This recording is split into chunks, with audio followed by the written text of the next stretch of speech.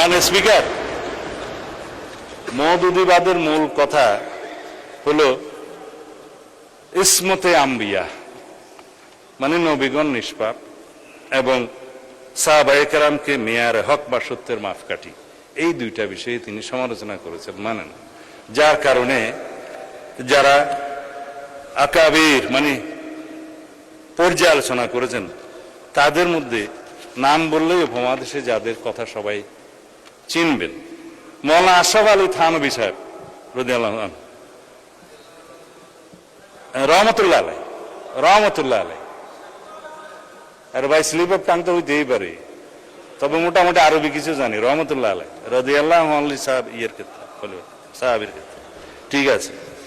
আপনারাও সবাই জামা কাপড়ে মৌলানা, আর কি আমরা কোট শুট করে মৌলানা।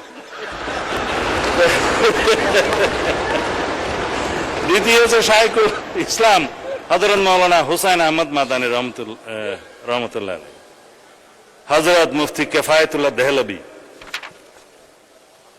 মোহাম্মদ হযরত মাওলানা তৈয়ব সাহেব মাহতামিম দারুল উলুম দেওবন্দ, মাওলানা আব্দুল লতিফ মাহতামিম মাজহারুল উলুম সাহারানপুর, মাজার শাইখুল হাদিস মাওলানা জাকারিয়া সাহারানপুর। এইভাবে বলতে বলতে আরো অনেক বলতে পারি, সময়টা চলে যাবে। তাদের সবার অভিমত হচ্ছে এই বক্তব্য যদি মোল্লা মওদুদী সাহেবের না হয়ে থাকে ঠিক আছে, যদি প্রতিষ্ঠিতভাবে হয়ে থাকে তাহলে আপনাদের বক্তব্য প্রয়োজন। সেই হিসাবে তারা বাংলাদেশে তো রীতিমতো আমাদের মুরব্বী মোল্লা মহিবুল্লাহ বাবুনগরী পরিষ্কার বক্তব্য দিয়েছেন যে জামায়াতে ইসলামী কোনো ইসলামী দল নয় এবং তারা ইসলামের ক্ষতি করছে।